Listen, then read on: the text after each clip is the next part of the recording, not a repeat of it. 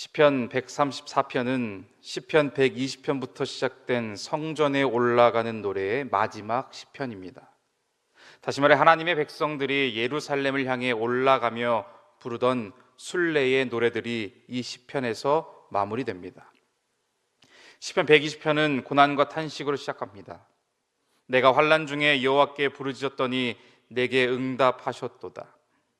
그런데 그 순례의 여정이 마지막에 이르렀을 때 시편 134편은 이렇게 끝이 납니다. 여호와를 송축하라. 여호와께서 내게 복을 주실지어다. 1절 말씀입니다. 보라, 밤에 여호와의 성전에 서 있는 여호와의 모든 종들아, 여호와를 송축하라. 여기서 가장 먼저 눈에 들어오는 어느 한 단어가 있습니다. 바로 밤에라는 것이죠. 여기서 밤은 단순히 시간만을 의미하지 않습니다. 물론 실제 배경으로는 성전에서 밤에 드려지던 어떤 예배나 제의적 상황을 생각할 수도 있습니다. 또는 순례자들이 예루살렘 성전에 올라와서 하나님께 예배하고 이제 하루나 절기가 끝나는 밤의 시간에 제사장들이 성전에 남아 하나님을 섬기는 장면을 떠올릴 수도 있죠. 그러나 성경에서 밤은 종종 영적인 의미도 가지고 있습니다. 밤은 어두움의 시간입니다. 밤은 모두가 쉬는 시간이죠. 밤은 또는 외로운 시간입니다. 그런데 바로 그 밤에 하나님을 송축하라고 말하고 있습니다. 우리가 문제가 해결되었을 때는 찬양하기가 쉽습니다. 응답을 받았을 때는 감사하기가 쉽죠. 그런데 밤에도 찬양할 수 있나요? 아무도 나를 알아주지 않는 자리에서도 하나님 앞에 설 수 있나요? 내 마음이 어둡고 내 현실이 캄캄하고 내일이 보이지 않을 때에도 우리는 하나님의 이름을 높일 수 있나요? 시편 134편은 바로 그 자리에서 우리를 부릅니다. 밤에 여호와의 성전에 서 있는 여호와의 모든 종들아, 여호와를 송축하라. 성전에 서 있다는 말은 단순히 건물 안에 있다는 말은 아닙니다. 하나님 앞에 머물러 있다는 뜻이죠. 하나님 앞에서 자기 자리를 지키고 있다는 말입니다.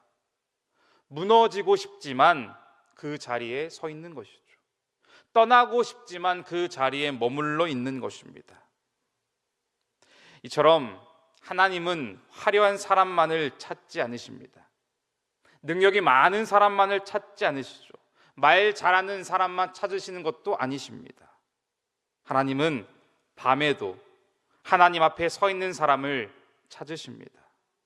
밤에도 기도의 자리를 지키는 그 사람, 밤에도 예배의 불씨를 꺼뜨리지 않는 그 사람, 밤에도 하나님의 이름을 붙드는 그 사람, 바로 그 사람을 통해 하나님은 찬양과 영광을 받으십니다. 2절 말씀입니다. 성소를 향하여 너희 손을 들고 여호와를 송축하라. 1절에서 시편 기자는 여호와를 송축하라고 말했습니다. 그 2절에서 다시 한번 여호와를 송축하라고 반복합니다. 이 반복은 단순한 반복이 아닙니다. 시편 134편은 짧지만 구조적으로 매우 분명합니다. 1절과 2절은 하나님을 송축하라는 명령이죠.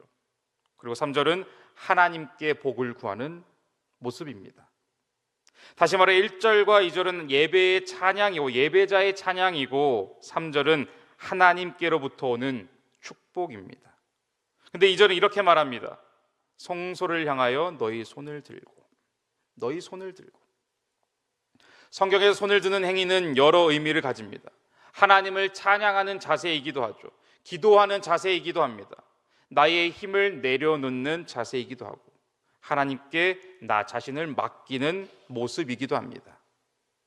우리는 손에 무언가를 쥐고 사려고 합니다.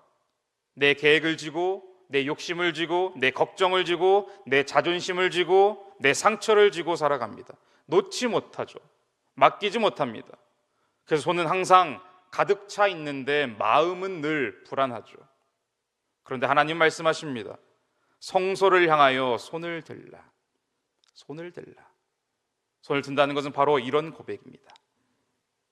우리가 새벽에 기도할 때도 마찬가지죠. 기도는 하나님께 내 뜻을 관철시키는 시간이 아닙니다. 기도는 하나님께 내 마음을 여는 시간입니다.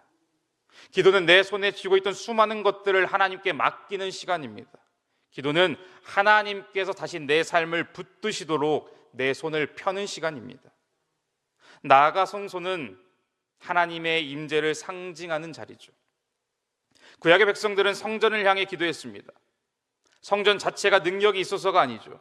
그곳에서 하나님께서 자기 백성을 만나시겠다고 약속하신 그 자리였기 때문입니다. 그러므로 오늘 우리는 이 새벽 손을 들어야 됩니다. 육체적으로 손을 들 수도 있겠죠. 그러나 더 중요한 것은 마음의 손을 드는 것입니다. 걱정으로 굳어진 마음을 들어 올리십시오. 염려로 움켜진 마음을 펴십시오. 상처로 다친 마음을 하나님께 여십시오. 무기력하게 내려앉은 영혼을 하나님께 올려드리십시오. 여러분, 그렇습니다. 기도는 현실을 외면하는 것이 아닙니다. 기도는 그 현실 속에서도 하나님의 살아계심, 하나님의 역사심을 고백하는 것이죠. 이제 3절 말씀을 보겠습니다. 천지를 지으신 여호와께서 시온에서 내게 복을 주실지어다. 1절과 2절에서는 사람이 하나님을 송축합니다. 그런데 3절에서는 하나님께서 사람에게 복을 주신다고 말씀하시죠. 여기서 아름다운 방향 전환이 일어납니다. 처음에는 우리가 하나님을 송축합니다. 그러나 마지막에는 하나님께서 우리를 축복하십니다. 이것이 신앙의 신비이죠. 우리 하나님께 찬양하러 나왔습니다. 그런데 찬양하다 보면 우리가 살아납니다. 우리는 하나님께 기도하러 나옵니다. 그런데 기도하다 보면 오히려 하나님의 놀라우신 응답과 공급하심을 체험합니다. 우리 하나님께 영광 올려드리러 나옵니다. 그런데 예배를 마치고 돌아갈 때 오히려 하나님께서 우리에게 놀라운 복을 안겨주시죠. 하나님을 송축하는 사람은 결국 하나님께 복을 받습니다. 왜냐하면 하나님은 찬양이 부족해서 우리의 찬양을 요구하시는 분이 아니시기 때문입니다. 하나님은 스스로 충만하신 분이시죠. 우리의 찬양이 있어야만 하나님이 되시는 것이 아닙니다. 그런데 하나님은 우리에게 찬양하라고 말씀하십니다. 왜인가요? 찬양이 우리를 살리기 때문입니다. 찬양이 우리의 영혼을 다시금 하나님께 연결시키기 때문이죠. 찬양이 우리의 시선을 문제에서 하나님께로 옮기기 때문입니다. 3절은 하나님을 이렇게 소개합니다. 천지를 지으신 여호와. 하나님은 천지를 지으신 분이십니다. 모든 만물, 하늘과 땅의 주인이십니다. 모든 것을 온 세상을 창조하신 분이시죠. 보이는 것과 보이지 않는 모든 것의 주권자가 되십니다. 그런 하나님께서 시온에서 복을 주십니다. 이 말은 깊은 의미가 있습니다. 시온은 하나님의 백성이 하나님을 만나는 자리입니다. 시온은 하나님의 임재하심이 드러나는 자리죠. 온 우주의 창조주께서 자기 백성 그 한 사람 한 사람에게 복을 주신다는 거예요. 이 얼마나 놀라운 은혜인가요? 하나님은 너무 크셔서 우리와 상관없는 분이 아니십니다. 하나님은 온 만물, 온 우주를 다스리시지만 동시에 우리의 기도를 들으십니다. 하나님은 하늘과 땅을 지으셨지만 동시에 우리의 눈물을 보십니다. 하나님은 만물을 여전히 붙들고 계시지만 동시에 우리의 하루를 붙들어 주십니다. 그래서 오늘 우리는 낙심하지 말아야 합니다. 시편 134편은 성전에 올라가는 노래의 마지막입니다. 순례자들은 먼 길을 걸어왔습니다. 때로는 위험한 길을 지나왔고 때로는 피곤한 몸을 이끌고 올라왔을 것입니다. 그리고 마침내 시온에 도착했습니다. 하나님께 예배했죠. 근데 이제는 다시 삶의 자리로 돌아가야 됩니다. 예배자는 다시 현실로 돌아갑니다. 순례자는 다시 자기 마을로 돌아갑니다. 성도도 다시 삶의 자리로 돌아갑니다. 근데 그냥 돌아가는 것이 아닙니다. 하나님의 은혜를 받고 돌아갑니다. 하나님께서 힘을 주셔서 세상 가운데 다시 파송시키십니다.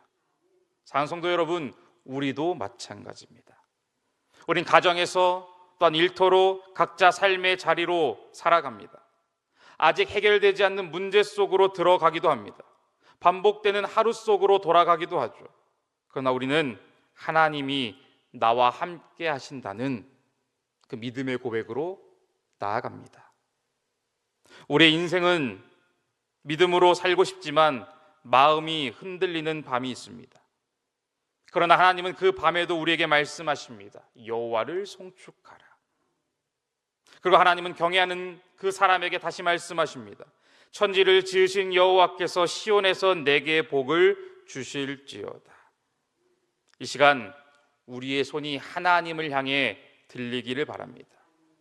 우리의 마음이 하나님 앞에 다시 서시기를 바랍니다. 하나님 앞에 서 있는 사람은 하나님께서 결코 외면하지 않으십니다. 오늘 이 하루도 여호와 하나님을 송축하고 천지를 지으신 그 하나님께서 주시는 그 넘치는 은혜로 살아가시기를 주님의 이름으로 간절히 소망합니다.